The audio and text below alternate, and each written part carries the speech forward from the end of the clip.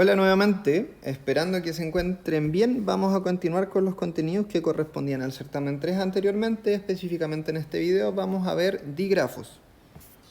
Primero que todo, ¿qué es un digrafo? Un digrafo es un grafo el cual está dirigido, es decir, ahora vamos a tener una diferencia entre x, y e y, x. Entonces dibujémoslo, vamos a tener estos nodos, ¿cierto?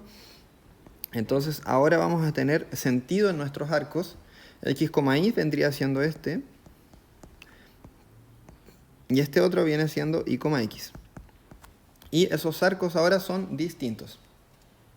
Además también con los digrafos, las definiciones de camino simple, circuito y ciclo van a ser bastante parecidas a las que ya teníamos para los grafos general, pero tenemos que respetar en este caso el sentido de los arcos. Ya no podemos llegar y pasar como queríamos de un lado para otro, sino que ahora si solo tenemos, por ejemplo, x, y, solo podemos pasar en ese sentido. Para los digrafos nosotros tenemos muchísimas aplicaciones, como con los grafos hemos visto que la cantidad de aplicaciones puede ser inmensa. Nosotros ahora vamos a enfocarnos y vamos a terminar el curso con dos aplicaciones, redes de actividades y redes y flujos. Para eso primero es necesario entender qué es una red. Una red es un digrafo, cual lo vamos a denotar D, que tiene un conjunto de vértices y un conjunto de arcos, al igual que todo grafo. Y vamos a tener en este caso una función W, la cual va a ir desde los arcos a los reales. En el fondo lo que estamos haciendo con esta función W es asignar pesos a los arcos o costos. Bueno, y eso. Y continuando, yo le había mencionado que una aplicación típica es la de las redes de actividades. La gracia de las redes de actividades es encontrar el plazo mínimo para completar un proyecto. En el fondo nosotros estamos resolviendo un problema acá. Yo les había mencionado hace bastante tiempo que la última parte del curso correspondía a las aplicaciones de los grafos. Nosotros vimos el problema del camino más corto, donde vimos Dijkstra, por ejemplo, Bellman-Ford. Luego vimos el problema del árbol recurridor mínimo, donde vimos Kruskal-Prim.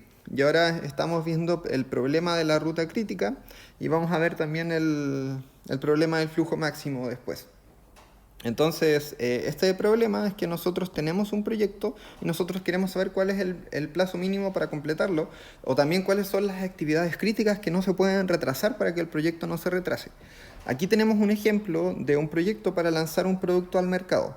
Están todas las descripciones, en este caso tanto no nos importan las descripciones, sino que nosotros vamos a cada una denotarlas con un identificador que va a ser una letra para la actividad. Y lo que sí es importante notar es que estas tienen requisitos. Es decir, yo para hacer la actividad C necesito que se haya cumplido la actividad A. Necesito llegar a un estado donde A ya se encuentre terminada. Y cada una de las actividades tiene un costo asociado, que en este caso supongamos que es una duración en meses. Entonces nos están dando que este es un costo. Entonces la actividad va a venir siendo mi arco y yo voy a ir llegando de estados donde tengo hecho nada a donde ya tengo avanzado algo. ¿Qué quiero decir con esto? Yo puedo tener un estado inicial 1 y del estado inicial 1 mediante la actividad A, ya que la actividad A no tiene requisitos y tiene un costo de 5, yo voy a llegar a un estado 2. Perdón. Ahí. Y la actividad B tampoco tiene requisitos, entonces la actividad B yo también la puedo hacer a partir del estado 1, que tiene un costo de 1, y puede ser realizada de manera simultánea a. Entonces yo voy a llegar acá a otro estado que va a ser el 3. Y de la misma manera, notemos que tanto C, D y E necesitan solo de requisito A. Entonces yo una vez desde el estado 2 podría sacar 3 arcos para hacer C, D y E. Y así continúo realizando esto hasta obtener ya mi red, mi digrafo. Acá yo lo tengo terminado ya. Notemos que la primera parte es como la había dibujado recién. Tengo el estado 1 inicial y llego al estado 2 y al estado 3 mediante A y mediante B. Y luego desde A yo saco los otras 3 actividades que son C, D y E, llegando a nuevos estados, pero notemos que E ahora llega a un estado conjunto con B. ¿Por qué? Porque siempre es bueno hacer una inspección a los requisitos de las actividades. Primero nosotros vimos que tanto C, D y E solo necesitaban de A, pero luego también nosotros podemos notar que abajo tenemos que la única actividad que necesita B es la H. Entonces, después del estado 3 donde yo llegaba O sea, después de haber realizado la actividad B, donde yo llegaba al estado 3, probablemente lo que tengo que sacar es la actividad H, pero la actividad H también necesita de la E. Entonces, por eso es que yo llego a este estado donde se tiene que haber cumplido tanto la actividad B como la actividad D para poder recién sacar la actividad H. Así es como yo ya he llegado a los estados 4, 5 y 6. Y de los estados 4, 5 y 6, yo puedo sacar las siguientes, que son F, G y en este caso I, que me piden solo en este caso C, D y H. Entonces, acá lo que yo podría haber hecho con esas tres actividades es escribir algo de esa manera, pero después de haber llegado a estos tres estados distintos, notamos que J nos pide justo esas tres actividades. Entonces, es por eso que nosotros las hacemos converger acá todas en un estado, y podemos sacar J, y ese nos lleva finalmente, después de haber hecho la última actividad, a llegar al estado final del proyecto. Y volviendo a lo que nosotros queremos resolver con el problema, porque aquí recién tenemos la red, en este caso, que nos ayuda a resolver. Esta es nuestra representación o nuestro modelo del problema llevado a un grafo. Nosotros queremos saber cuál es el plazo mínimo para completar un proyecto. O sea, desde el 1, desde el nodo 1 yo quiero llegar al nodo 8. ¿Y cuál será el mínimo? La respuesta no es Dijkstra, porque Dijkstra en este caso nos daría el camino más corto, y nosotros acá estamos trabajando con actividades que tienen duración, y yo necesito que se cumplan cada una de ellas. Cada una de estas actividades debe cumplirse. Entonces yo estoy buscando el camino más largo en este caso. Es Dijkstra, pero es al revés. Yo voy a buscar cuál de estos caminos es el más largo, porque ese va a pasar por las actividades en este caso, que son las que duran más, y me va a asegurar que se cumpla el proyecto. Entonces, formalmente, encontrar el plazo mínimo en que se va del nodo inicial al nodo final en un digrafo es equivalente a aplicar Dijkstra, pero buscando en este caso el camino más largo, como yo les decía. Y en este caso nosotros los vamos a denotar como EDB, que esto corresponde al instante más temprano en que el evento B puede ocurrir. Y para el nodo inicial tenemos que su EDB siempre va a ser de 0, ya que es desde donde parte el proyecto, mientras que los otros EDB, para los otros nodos, vamos a tener que este va a ser el máximo entre la suma del EDB de donde parte el arco más el peso del arco para todos los arcos que son incidentes. Entonces, para que se entienda un poco mejor acá, nosotros podemos tener algunos nodos donde tenemos varias actividades incidentes. Entonces nosotros vamos a ver la suma desde el instante mínimo donde comienza la actividad más el peso, nos va a dar un valor. En el otro también nos va a dar otro valor, y vamos a tomar el máximo de ese. Ese va a corresponder al EDB. Ahora lo vamos a ir haciendo para que vaya quedando más claro.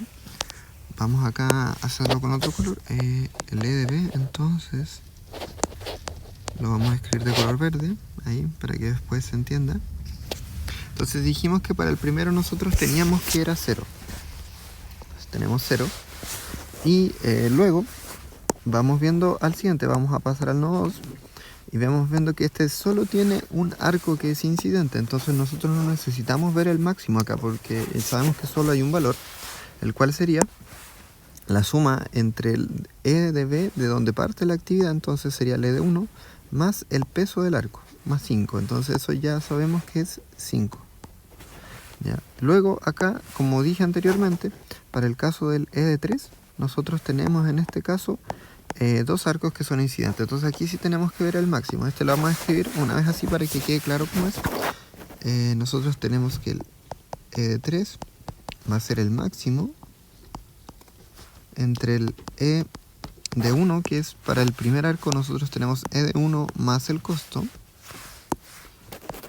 más el W de 1,3, y luego tenemos el otro arco que es el 2,3, que sería el ED2 más el W de 2,3. Estos valores nosotros los sabemos acá porque el ED1 nosotros sabemos que este es 0, y nosotros sabemos que el W de 1,3 es el costo de acá, que es 1. Entonces este es 0 más 1, entonces este me da 1. Y luego acá abajo el ED2 lo acabamos de calcular, es 5. Y el costo también lo tenemos acá, que es 2. Entonces 5 más 2 me da 7. Entonces nosotros acá tenemos el máximo entre 1 y 7, y eso es 7. Entonces ese vendría siendo L de 3. 7, ya. Vamos a borrar esto de acá. Luego de eso, continuamos con lo demás de la misma manera. Notemos que para tanto el 5, el 4 y el 6, cada uno solo tiene un arco que es incidente. Entonces basta simplemente con sumar el E del anterior más el peso. En este caso este nos da 8. Para el 4 tenemos 5 más 2, nos da 7 en este caso. Y luego, para el estado 6, nosotros tenemos 7 más 2 y nos va a dar 9 en este caso. Ya. Luego, para el estado 7 sí tenemos que notar que es igual a como era el 3. En este caso tenemos 3 arcos que son incidentes. Y vamos a tener que ver los 3 casos y cuál nos da mayor. Aquí nosotros tenemos 8 más 4 me da 12.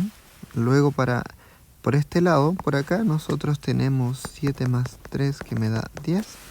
Y luego por acá yo tengo 9 más 1 que me da 10. Entonces este es 10, este es 10, pero este otro es 12. Entonces ese es el máximo valor. Entonces 7 me quedaría con 12. Y luego acá nuevamente tengo solo un arco, así que sería 12 más 1 me da 13. Finalmente, si nosotros dijimos que esto era en meses, 13 meses sería el plazo mínimo para poder completar el proyecto.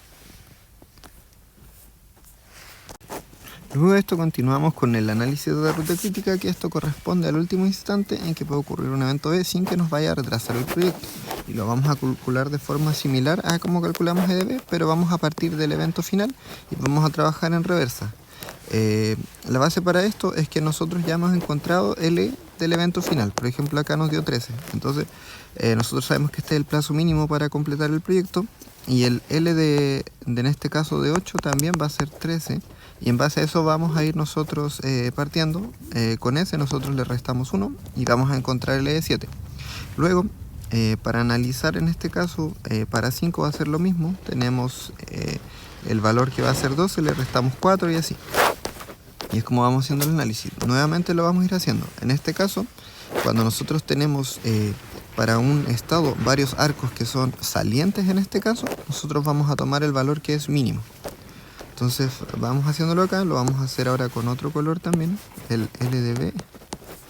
Lo vamos a hacer con este color morado. Entonces acá nosotros tenemos que partimos que E de 8 es lo mismo que L de 8. Luego tenemos que acá serían 13 menos 1 nos va a dar 12. Acá tenemos 12 menos 4 me va a dar 8. Acá tenemos 12 menos 3, en este caso me va a dar 9.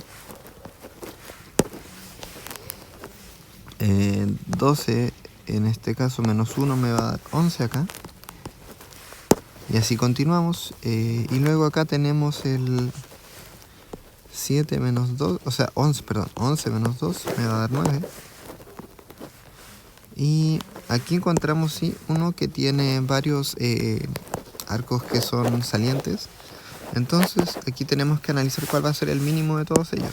Nosotros acá tenemos 8 menos 3 y ese me da 5.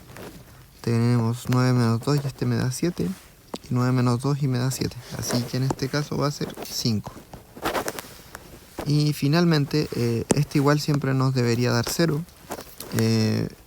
Para corroborar que todo esté bien igual. De todas formas notemos que acá el mínimo, este igual tiene dos arcos salientes, pero el mínimo va a ser que tenemos 5 menos 5 y me da 0.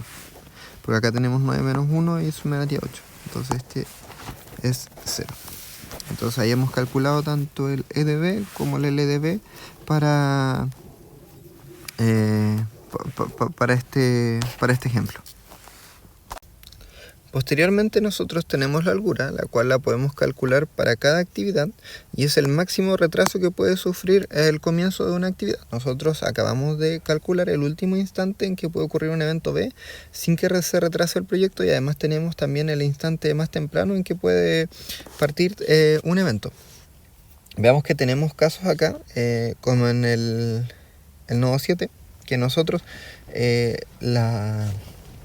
La ruta más larga hasta acá nos daba 12, que era pasando por 5. Entonces nosotros tenemos que esperar hasta que se complete G para poder continuar con el proyecto, mientras que estas otras, la actividad F y la actividad I, pudieron ya haber terminado. Entonces probablemente esas son actividades que van a tener holgura, porque tienen un tiempo de sobra. Entonces a eso nos referimos nosotros con la holgura. Y esta nosotros la vamos a calcular para cada arco, U, B. Nosotros vamos a tener, en este caso, el último instante en que puede terminar la actividad menos el instante más temprano en que puede partir la actividad, y le vamos a quitar también el peso, el costo asociado que tiene cada actividad, en este caso en tiempo. Y eso nos debería dar la holgura. Y las actividades sin holgura se dice que son críticas, o sea que cuando se pregunta por la ruta crítica se está preguntando por las actividades que tienen holgura 0. Entonces vamos a proceder a calcular las holguras acá. Nosotros primero tenemos la actividad A.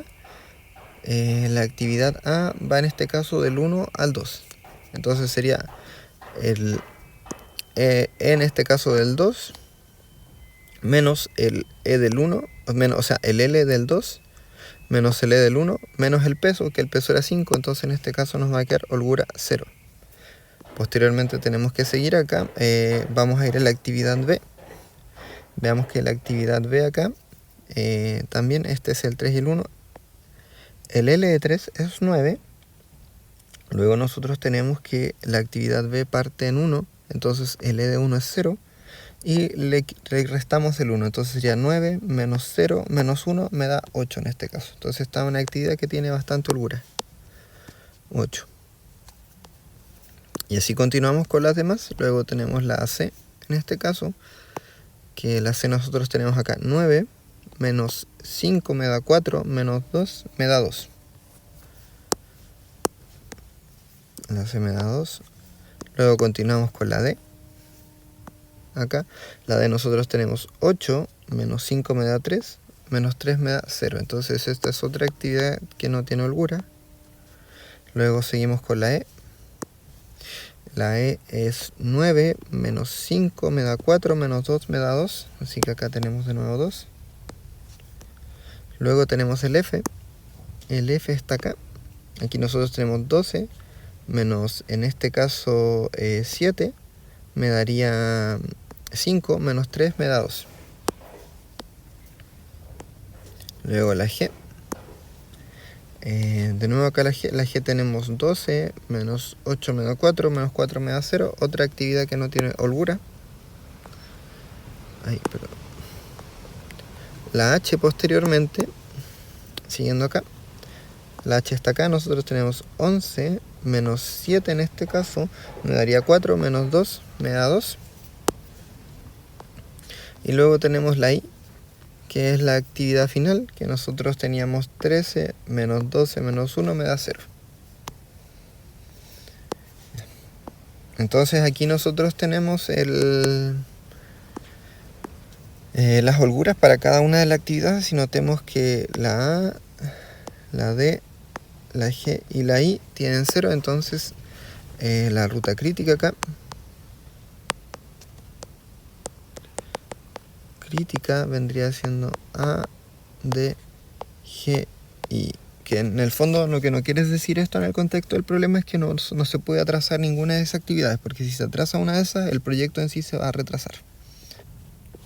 Luego de esto me gustaría igual ver el siguiente caso, para que vean que a veces el grafo necesita de una actividad más que se llama actividad fantasma, que son una actividad que no tiene costo y que nosotros la utilizamos en este caso cuando suelen haber dos actividades que van a conectar los mismos arcos, pero nosotros no podemos tener dos arcos que se llamen iguales y con distinto peso. Entonces vamos a dibujarlo acá.